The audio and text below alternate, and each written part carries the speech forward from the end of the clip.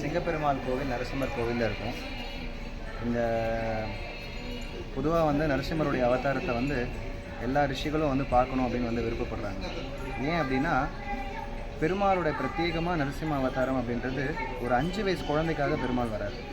அப்போ எல்லாருக்கும் என்ன கேள்வின்னா, ஒரு 5 வயசு குழந்தைக்கு பெருமாள் வந்தாரா அப்படின்றது ஒரு பெரிய கொஷின் மார்க். ஏன்னா ஒரு அப்பாவுக்கும் பையனுக்கும் நடுவில் இருக்கக்கூடிய ஒரு பிரச்சனைக்காக பெருமாள் இறங்கி வந்தார். அதுவும் இருக்கிறதுலே ரொம்ப ஆக்ரோஷமான ஒரு ரூபத்தில், அவ்வளோ கோபத்தோட ஒரு 5 வயசு குழந்தைக்கான கோபமாக, அப்பேற்பட்ட ஒரு எல்லாராலையும் ஆச்சரியப்பட்டு சொல்லக்கூடிய இந்த ரூபத்தை வந்து பல ரிஷிகள் வந்து ஆயிரக்கணக்கான வருஷங்கள் நாங்கள் தவம் பண்ணியும் பார்க்க முடியாத இதை வந்து நாங்கள் வந்து பார்க்கணும், அந்த ரூபத்தை நாங்கள் பார்க்கணுன்னு விருப்பப்படுறாங்க.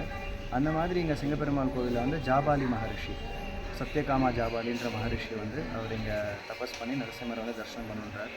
இங்கே மலையே உடலாக கொண்டு நரசிம்மர் வந்து இங்கே ரூபமாக இருக்கார். நம்ம இங்கே வந்து நெற்றிக் கண்ணோட நரசிம்மர் இங்கே இருக்கிறது நம்ம பார்க்க முடியும். நம்ம பிரதட்சணம் வரணும் அப்படின்னா இந்த மொத்த மலையையும் சுற்றி தான் வர முடியும். இந்த மொத்த மலையும் நரசிம்மருடைய உடலாக வந்து கருதப்படுது, திருமேனியாக கருதப்படுது. அண்ட் இதே மாதிரி நம்ம நாமக்கல் போனோம் அப்படின்னா அங்கே நாமக்கல்லையும் நரசிம்மர், அந்த மொத்த மலையும் சாலகிராமம், சாலகிராமத்தில் உள்ள நரசிம்மர் இருப்பார். அங்கேயும் 3 கண் இருக்கும் பெருமாளுக்கு? இல்லை, இங்கே இருக்கு. இங்கே மட்டும் வரலாற்று நரசிம்மர் கிட்ட தான் மட்டும் தான் 3 கண். நாமக்கல்லில் 3 கண்கள் கிடையாது. ஆனால் சாலகிராமம் மொத்தமே சாலகிராமம். சாலகிராமம்னா பொதுவாக நம்ம சின்னதாக பார்த்துருப்போம். பட் அவ்வளோ பெரிய மலையும் சாலகிராமம்னா நீங்கள் நாமக்கல்லில் தான் பார்க்க முடியும். அண்ட் சத்யகாமா ஜாபாலி மகரிஷி அப்படின்றவர் வந்து சாஸ்திரத்தில் வந்து ரொம்ப புராணங்களில் வந்து ரொம்ப பிரசித்தி பெற்ற ஒரு ரிஷி. அவர் வந்து அவருடைய கதையே வந்து ரொம்ப அற்புதமான கதை. அவர் வந்து கௌதம மகரிஷியோடைய குருகுலத்துக்கு வந்து ஒரு நாள் ஒரு சின்ன பையன் வந்து வர்றார்.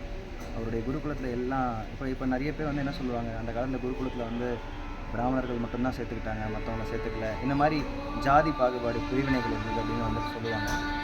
இந்த ஒரு சின்ன குழந்தை வந்து என்ன கேட்குறாங்க அப்படின்னா, கௌதம மகரிஷிக்கிட்ட வந்து நாங்களும் வந்து இந்த குருகுலத்தில் சேர்க்க முடியுமா, இந்த பசங்களாம் படிக்கிறாங்களே அப்படின்னு கேட்கும்போது கௌதம மகரிஷி கேட்குறாரு, நீங்கள் யாருப்பா, உங்கள் அப்பாவோட பேர் என்ன, நீங்கள் எந்த குலத்தை சேர்ந்தவர் அப்படின்னு கேட்கும்போது, எனக்கு தெரியாது, எனக்கு எங்கள் அம்மா தான் இருக்காங்க, எங்கள் அம்மா கிட்ட போய் நான் கேட்டு வரேன் அப்படின்னு சொல்லிட்டு அவங்க அம்மா கிட்ட போய் கேட்குறாரு. அவங்க அம்மா வந்து ஜாபாலி அப்படின்னு பேர்.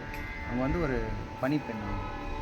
அந்த அம்மா கிட்ட போயிட்டு இந்த மாதிரி வந்து நான் போனேன், கௌதம மகரிஷி கிட்ட கேட்டேன், ஆனால் அவர் என்னை வந்து நீ யார், எங்கேருந்து வந்திருக்கேன்னு கேட்டால் அப்பா பேர் என்னன்னு கேட்டார் அப்படின்னு கேட்கும்போது அந்த அம்மா சொல்கிறாங்க, எனக்கு உங்கள் அப்பா யாருன்னு தெரியாதுப்பா, நீ போயிட்டு நீ ஜாபாலியோட பையன் போய் சொல்லு அப்படின்னு சொல்லிட்டு வந்து அந்த அம்மா சொல்லுவாங்க. உடனே இவர் வந்து திரும்ப வந்து மகரிஷிக்கிட்ட வந்து கேட்பார், யாருடைய பையன் அப்படின்னு கேட்கும்போது, எனக்கு அப்பா யாருன்னு தெரியாது, அம்மா சொன்னாங்க, நான் வந்து எங்கள் அம்மாவோட பையன், நான் வந்து ஜாபாலியோட பையன் சொன்ன உடனே, ஜாபாலி மகரிஷின்னா அது பெண்? ஆமாம், அவரோட பேரும் அதுதான், சத்யகாமா ஜாபாலி. சத்யகாமா ஜாபாலி, அவரோட பேர் சத்யகாமா, உண்மையாக பேசுனதுனால. அம்மா பேர் ஜாபாலி.